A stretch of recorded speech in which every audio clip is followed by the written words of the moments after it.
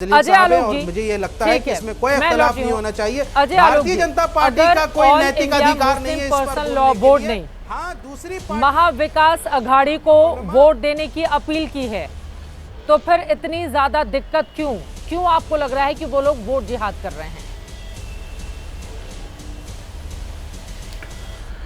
देखिए Chitra ji, people representation act के तहत धर्म के नाम पे या जाति के नाम पे वोट मांगना इस देश में संविधान के अनुसार गलत है। ये खुलेआम किया जा रहा है, कॉल दिया जा रहा है और उसके बदले में अपनी मांगे रखी जा रही हैं। 17 पॉइंट में मांग भी रखी है इन लोगों ने, 10% आरक्षण भी चाहिए मुसलमान के लिए। कहाँ गया संविधान? संविधान कहाँ गया? संविधान उड़ गया संविधान। आज जब हम कह रहे हैं, हमने चुनाव आयोग में रिटर्न ये शिकायत दी है कि ये तो वोट जिहाद खुलेआम कर रहे हैं, खुलेआम सज्जाद नुमानी कह रहे हैं कि महाराष्ट्र निशाना नहीं है, दिल्ली निशाना, दिल्ली की सरकार गिरानी है। ऐसा कभी हुआ था इस देश में? ये क्या नाटक मचा दिया? मतलब बौखलाहट इस लेवल तक बढ़ गई है कि खुलेआम वोट जिहाद की अपील हो रही है मुसलमानों से। महाराष्ट्र से लेकर झारखंड तक हर जगह एमडीए को जिताओ, जिताओ, जिसको अपील कर करके हराओ, भाजपा को हराओ, भाजपा को हराओ। अरे भाजपा को हराओ, ताकत है तो जनता के दम पे, वोट जिहाद के दम पे आप भाजपा को हराएंगे। इसीलिए हमने ये शिकायत की है। और ये मामूली चीज, इसको आप मत समझिए। ये आप सोचिए कि किस तरह की मानसिकता को बढ़ावा दिया जा रहा है कि हम किसके खिलाफ हैं, हम किसके खिलाफ हैं। हम अगर मुसलमानों को एक रखना है तो मुसलमान किसके खिलाफ होगा? हिंदुओं को ये जी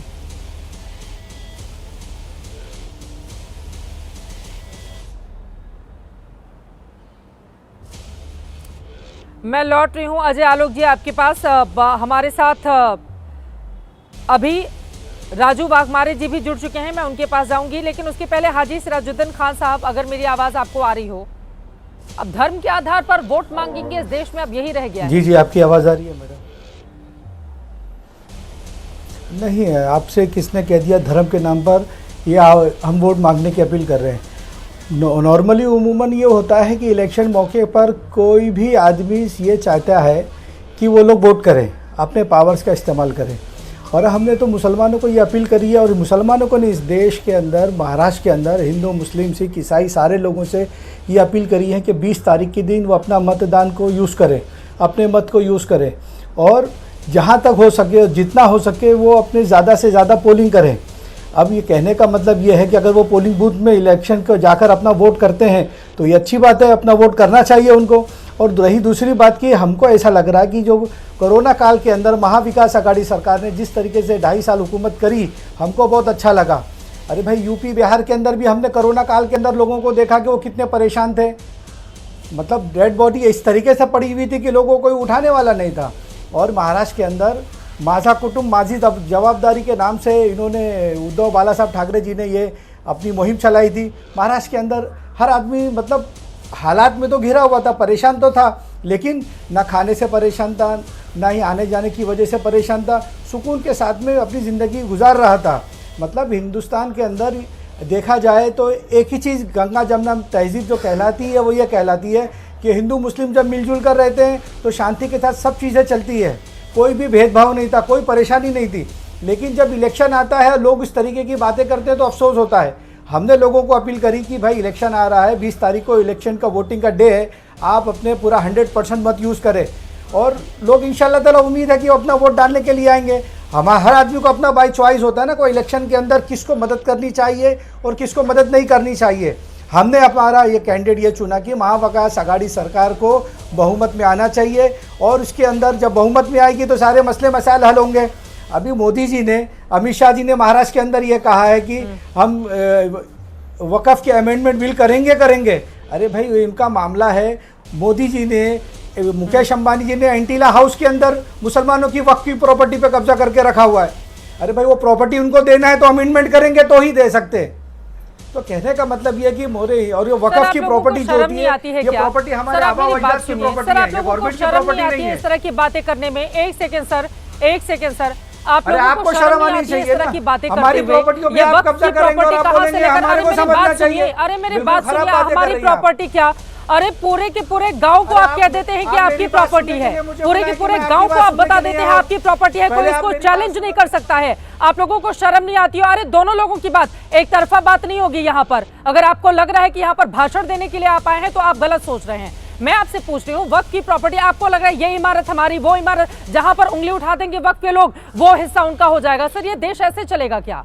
आप लोग बिल्कुल नहीं सोचते। कहां के गांव को वक्फ कह देता है कि ये हमारा गांव है और उसके बाद गांव वाले साबित करते रहे जीवन भर कि नहीं ये हमारी जमीन है। आपके पास असीमित अधिकार किसी के भी नहीं होने चाहिए, किसी के भी नहीं होने चाहिए, आपके पास किसी कोई के भी न्यूज़ नहीं नहीं होने है और चाहिए आपको सर। जानकारी नहीं बिल्कुल रखती गलत है। बात है। आपको मेरे पास पहले ये बहुत मालूम न्यूज़ होना है, चाहिए मेरे वक्त पास का बहुत मतलब न्यूज़ क्या है, है। मेरे अगर पास आप बहुत ये न्यूज़ है समझेंगे वक्त की सर। आपसे प्रॉपर्टी किस जानकारी तरीके लेने से की होती जरूरत है। नहीं है सर। एक नहीं, सेकंड आपके सर, पास न्यूज़ सर एक नहीं है। Second sir. अगर आपके बिल्कुल पास है, न्यूज़ होती, बिल्कुल है, तो आप- लगातार हमने चलाई भी है। अरे बिल्कुल चलाइए भाई। वक्फ बिल के लिए अभी एक कमेटी का गठन हुआ है, उसको बढ़ने दीजिए आगे। लेकिन असीमित अधिकार अगर किसी भी संगठन के पास हैं और पूरे मामले को अगर यहाँ पर देखा जा रहा है कि पुनर्विचार किया जा रहा है, कितने अधिकार मिलने चाहिए कितने नहीं मिलने चाहिए, आप लोगों को बड़ी दिक्कत हो जाती है। कौन होते हैं आप लोग पूरे के पूरे गांव को बताने वाले कि ये पूरा गांव हमारा है? उत्तर से लेकर दक्षिण तक हर जगह वक्फ की ओर से इस तरह का दावा कर रहा है और अगर कोई सवाल पूछ ले तो आप लोगों को दिक्कत हो जाती है। क्यों नहीं लड़ाई लड़ेंगे उन तमाम गांव वालों की हम लोग, जो बेचारे सीधे साधे गरीब लोग हैं और वक्फ आकर कह देता है ये प्रॉपर्टी हमारी है, वो बेचारे सड़क पर आ जाते हैं और आप कहते हैं फिर हमारे पास न्यूज नहीं है। सर आपसे ज्यादा जानकारी है वक्फ के बोर्ड बारे में और इस तरह से हिंदू मुसलमान करने के लिए नहीं बैठे हम लोग। लेकिन मैं आ जाती हूँ उस टॉपिक पर जिस पर हम बात करें, महाराष्ट्र की पॉलिटिक्स कैसे आगे बढ़ेगी। मुझे लगता है अजय आलोक जी, उन्होंने बहुत सारे बीजेपी पर गंभीर आरोप लगाए हैं। बीजेपी को मुसलमानों की वोट नहीं चाहिए क्या? क्योंकि आपकी भी नेता तो उसी तरह का बयान देते ना अजय आलोक जी, भाषणों में सुन लीजिए। ध्रुवीकरण की पॉलिटिक्स तो आप लोगों की ओर से भी अजय आलोक जी की जाती है, जो आरोप वो लगा रहे हैं।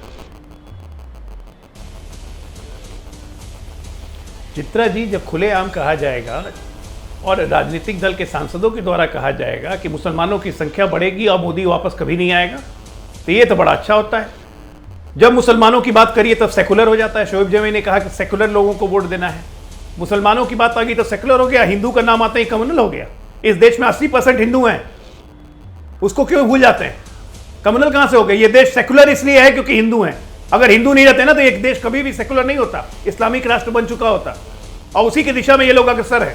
अभी देखिए, अंबानी की जमीन, अंबानी की बिल्डिंग भी इनके वक्फ की हो गई। दिल्ली एयरपोर्ट टर्मिनल T3 इनके वक्फ का हो गया, है ना। आधी दिल्ली इनके वक्फ की हो गई। जिस पे हाथ रखेंगे कपड़ा डाल दिया, ये जमीन वक्फ की हो गई। इस हिसाब से देश चला है 65 साल। गलती इन लोग की नहीं है। इन लोग को ऐसा ऐसा शह दिया गया करने के लिए। ये कांग्रेस पार्टी या महाविकास अघाड़ी ऐसे ऐसे लोगों को आगे बढ़ा के लाई है। इनकी आदतें खराब हो चुकी हैं। अब ठीक है, इन्होंने कॉल दिया है ना वोट जिहाद का, बढ़िया है, वोट जिहाद करने दीजिए। जनता भी इनके साथ जिहाद करेगी। धर्म युद्ध होगा, वोट जिहाद अगर करना है कर ले। वोट जिहाद जितना करना है, पता चल जाएगा कितने पानी में है। तो आप लोग भी तो कर ही रहे हैं ना सर, आप लोग भी तो कर ही रहे हैं। ध्रुवीकरण की पॉलिटिक्स तो आप लोग भी करते हैं ना। जब बताते हैं शमशान कब्रिस्तान का फर्क, जब बताते हैं बटेंगे कटेंगे, एक रहेंगे तो सेफ रहेंगे, वही काम तो आप लोग भी कर रहे हैं अजय आलोक जी। बटेंगे कटेंगे, एक रहेंगे सेफ रहेंगे, ये ध्रुवीकरण हो गया। ये ध्रुवीकरण हो गया ना। अब खुलेआम मुसलमानों को कॉल देना बड़ा सेकुलर हो गया। अब बिल्कुल देश के लिए बड़ा हितकारी है कि एक साथ एक जगह पे वोट दो, सारे मुसलमान MDA को वोट दो। जमाते उलेमाए हिंद बाला साहब की आत्मा करा रही होगी। जमाते उलेमाए हिंद मुंबई कहती है कि उद्धव ठाकरे को चीफ मिनिस्टर बनाना है।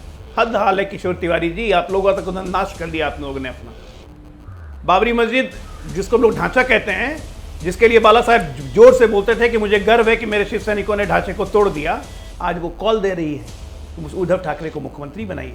क्या हमें दिखा रही है? हम तो जिस लाइन पे थे जब से पैदा हुए, जब से बीजेपी पैदा हुई, जनसंघ पैदा हुआ, तब से उसी लाइन पे चल रहा है। आज भी हम उसी लाइन पे हैं। लाइन बदलना हो तो यहाँ देखिए ना, क्लासिकल एक वोट के लिए या सत्ता के लिए किस हद तक गिरेंगे। लेकिन इनका ये धर्म गुरुओं का, मुस्लिम धर्म गुरुओं का इरादा सिर्फ सत्ता नहीं है, इनका इरादा बहुत बड़ा है। इनका इरादा देश का इस्लामीकरण करने का है और इसमें सहायता दे रही है ये राजनीतिक दल, जिसमें कांग्रेस पार्टी मुख्य रूप से है और बाकी सहयोगी पार्टियां। इसका विरोध करना देश की जनता को बताना बहुत जरूरी है। हाजी सिराजुद्दीन खान जी, आप जवाब दे दीजिए। किशोर तिवारी जी आ रही है, जिस तरह से बांग्लादेश की को बसाया जा रहा है। ठीक है, ठीक है।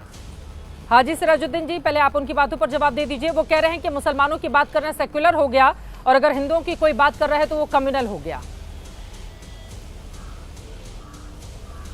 अभी इसकी एक जिंदा मिसाल ये दूं मैं, नारायण राणे जिस वक्त कांग्रेस में थे वो सेकुलर थे। अब वो बीजेपी में चले गए तो वो कम्युनल हो गए। आखिर ऐसी क्या वजह है कि वहाँ जाने के बाद इनको कम्युनल बनना पड़ता है? मुझे इसका जवाब दें वो। जैसे ही कांग्रेस में आएंगे तो मुसलमान मुसलमान मुसलमान करना शुरू कर देते हैं। मुसलमानों का तहफ़्फ़ुज़ करेंगे, उनकी प्रॉपर्टियों का तहफ़्फ़ुज़ करेंगे, सब चीज़ करेंगे। लेकिन जैसे ही पार्टी बदलते हैं इनके रंग बदल जाते हैं। उसकी ज़िंदा मिसाल दूँ मिलिंद देवरा की। कांग्रेस के सांसद रहे, मिनिस्टर रहे, और अभी जाके शिंदे साहब की पार्टी को ज्वाइन कर ली और वो वहाँ क्या कर रहे हैं? अब हिंदुत्व की बात कर रहे हैं। एक मारवाड़ी है और हिंदुत्व हो गया। सब बातें हैं, पॉलिटिक्स की बातें। इस हिंदुस्तान के अंदर गंगा जमुना तहजीब सिर्फ यही है कि जब हिंदू मुसलमान मिलकर रहे। इन्होंने मोहर लगा दी चित्रा जी और जब कांग्रेस मुसलमानों की पार्टी है।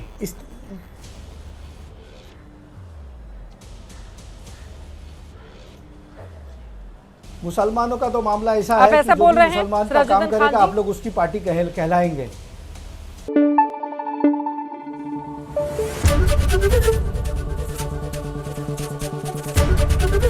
एबीपी न्यूज आपको रखे आगे।